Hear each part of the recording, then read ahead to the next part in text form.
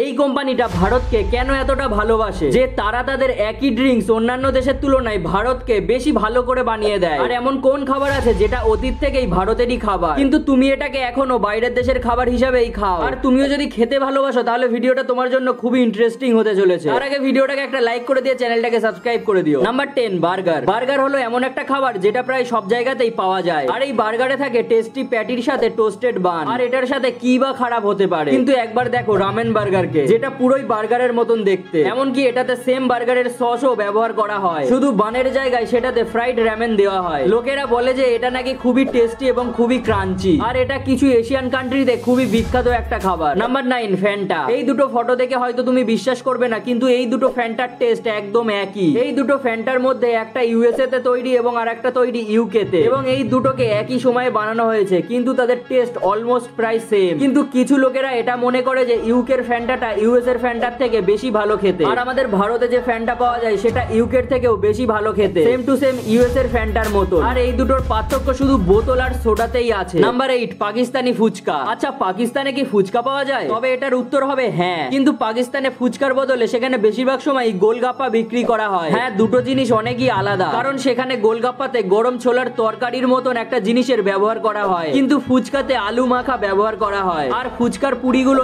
একদম গোল হয়, কিন্তু গোলগাপ্পার পুরিগুলো একটু ডিম্বাকৃতি আকারের হয়। আর পাকিস্তানে ফুচকাও পাওয়া যায় পুরো কলকাতার মতন, কিন্তু সেখানে গোলগাপ্পাই বেশি পরিমাণে বিক্রি করা হয়। Number 7, pizza. এখন পিৎজার কথা বলতে গেলে সেটার বেসিক রেসিপি তো সেমই থাকে। একটা ডোয়ের ব্যবহার করা হয় যেটার উপরে থাকে সস এবং চিজ দেওয়া হয়, আর তার সাথে দেওয়া হয় টপিংস। কিন্তু ইউএস, ইউকে এবং ইটালিতে নরমাল টপিংস এর ব্যবহার করা হয়, যেমন পেপারনি, সসেজ, অলিভস এবং মাশরুম। কিন্তু তুমি এটা জানলে অবাক হবে যে জাপানের টপিংস গুলো সম্পূর্ণ আলাদা হয়, যেমন চিংড়ি, সেখানকার পপুলার স্কুইড, আর কখনো কখনো মিউনিসেরও ব্যবহার করা হয়। আর যদি ভারতের কথা বলা হয় তাহলে আমাদের কাছে তো অনেক অপশন আছে, যেমন পনির মাখনি, তান্দুরি চিকেন, আরো অনেক কিছু। আর এগুলোতে অনেক ইন্ডিয়ান সসেরও ব্যবহার করা হয়, যেমন মিন্ট চাটনি থেকে শুরু করে তন্দুরি সস পর্যন্ত। নাম্বার 6, মশালা পাস্তা। এটার নাম শুনেই তো তুমি বুঝতে পারছো যে আমরা ইন্ডিয়ান পাস্তার কথা বলছি, কিন্তু পাস্তা হলো একটা ইটালিয়ান ডিশ, আর সেটার অরিজিনাল রেসিপি অনেক টেস্টি হয়। কিন্তু যখন এটা ভারতে আসে তখন ভারতের মানুষেরা এটার উপরে এক্সপেরিমেন্ট না করে কিভাবে থাকতো, আর এইভাবেই তৈরি হয় মশালা পাস্তা। অরিজিনাল পাস্তাতে টমেটো সসের ব্যবহার করা হয়, কিন্তু সেগুলোতে বেশি পরিমাণে মশলার ব্যবহার করা হতো না। আর আমরা আমাদের সমস্ত মশলার ব্যবহার করার পাশাপাশি এটাতে সবজিও দিয়ে দিয়েছি, যেমন ক্যাপসিকাম, যেটা সাধারণত নুডলস এর একটা পার্ট। আর এইভাবেই তৈরি হয় masala pasta. Number 5, fruit loop. US এবং ইউকে তে ফ্যান্টার পাশাপাশি সেখানে একটা নরমাল প্রোডাক্টও আছে, যেমন ফ্রুট লুপ। এগুলো ভারতে অতটাও পপুলার না, কারণ সকালবেলা আমাদের যদি খিদে পায় তাহলে আমরা সাধারণত রুটি খেয়ে থাকি, কিন্তু ইউএস এবং ইউকে তে এগুলো খুবই পপুলার। তবুও এই দুটো খাবারের মধ্যে অনেক পার্থক্য দেখা যায়, যেমন ইউকের গুলো একটু ছোট হয় আর সেগুলোর কালার হয় একটু লাইট, আর অন্যদিকে ইউএস এর কালার গুলো একটু ডার্ক হয় আর সেগুলো হয় মোটা। নাম্বার 4, সিঙ্গাড়া বার্গার। এটা শোনার পর তোমার মাথায় প্রশ্ন আসবে যে বার্গারের মধ্যে সিঙ্গাড়া থাকে নাকি সিঙ্গাড়ার মধ্যে বার্গার। আসলে এটাকে বানানোর জন্য সিঙ্গাড়ার ফিলিং এর ব্যবহার করা হয়, আর বানকে একটু টোস্ট করা হয় যাতে সেটা সিঙ্গাড়ার মতন লাগে। আর অনেকে এটা বলে যে এটাকে খাওয়ার সময় মনে হয় যেন কাঁচা সিঙ্গাড়া খাচ্ছি, কারণ সেটা মুচমুচে হয় না, কিন্তু সেটার টেস্ট অনেকই ভালো হয়। নাম্বার 3, মোমো। এই মোমো এখন সব জায়গাতেই পাওয়া যায়, কিন্তু এটা বিখ্যাত চাইনাতে, তবুও নেপালেও মোমো পাওয়া যায়। আর এই দুটো দেশের মধ্যে মোমো অনেক সিমিলার হয়, আর হবেও না কেন, তারা তো প্রতিবেশী দেশ। তা সত্ত্বেও তাদের মোমোতে অনেক পার্থক্য থাকে, যেমন চাইনার মোমোতে বেশিরভাগ সময় মাংসের ব্যবহার করা হয়, আর পাতলা লেয়ারের সাথে এটাকে প্যান ফ্রাই, ডিপ ফ্রাই, এমনকি এটাকে স্টিমও করা হয়। আর যদি নেপালের কথা বলা যায় তাহলে সেখানে মাংসের বদলে শুধুমাত্র ভেজিটেবলস এর ব্যবহার করা হয়, আর এটা বেশিরভাগ সময় স্টিম করে খাওয়া হয়। Number 2, butter chicken pasta. Masala পাস্তার পর যদি কিছু থাকে তাহলে সেটা হলো বাটার চিকেন পাস্তা। ভারতে তো এমনিই বাটার চিকেন খুবই বিখ্যাত, কিন্তু সেটাকে পাস্তাতে পরিণত করা খুবই অবাক করা বিষয়। আর অনেকে এটা বলে যে পাস্তা তো অনেক টেস্টি হয়, কিন্তু সেটা অতটাও স্পাইসি হয় না, আর সেটাতে বেশি ফ্লেভারও থাকে না, কিন্তু যখন সেটাকে বাটার চিকেনের সাথে মিক্স করা হয় তখন সেটার স্বাদ আরো অনেক বেড়ে যায়। Number 1, meat samosa. সিঙ্গারার মধ্যে আলু থাকাটা স্বাভাবিক বিষয়, কিন্তু এটা সবার মাথায় ঢোকে না, এই কারণে তারা সিঙ্গারার মধ্যে যা খুশি তাই ভরে দেয়। কিছু বছর ধরে ভারতে চাইনিজ সিঙ্গারা খুবই বিখ্যাত ছিল, যেটাতে সিঙ্গারার মধ্যে নুডলস দেওয়া হতো। কিন্তু তুমি কি কখনো মিমোসা দেখেছো? এটা হলো আসলে সিঙ্গারা বা সামোসাই, কিন্তু কিছু কিছু লোক এটাকে মিমোসা বলছে, কারণ সিঙ্গারার মধ্যে আলুর বদলে সেখানে মিট বা মাংসের ব্যবহার করা হয়েছে। আর তুমি হয়তো এটা জানো না যে অরিজিনাল যে সিঙ্গারা হতো সেটাতেও মাংসের ব্যবহার করা হতো। তাহলে এটাকে কি বলা চলে, এক্সপেরিমেন্ট নাকি রিডিসকভারি? আর তুমি এগুলোর মধ্যে কোনটা খেতে ভালোবাসো আমাকে অবশ্যই কমেন্টে জানিও। তো আজকের ভিডিওটা এই পর্যন্ত। ভিডিওটা ভালো লাগলে অবশ্যই একটা লাইক করে দিও, চ্যানেলটাকে সাবস্ক্রাইব করে দিও, আর ভিডিওটা ইনফরমেটিভ লাগলে অবশ্যই তোমার বন্ধু বান্ধবীদের সাথে শেয়ার করতে ভুলো না। তো আজকের জন্য এই পর্যন্তই দেখা হচ্ছে আবার পরের ভিডিওতে। Piece out.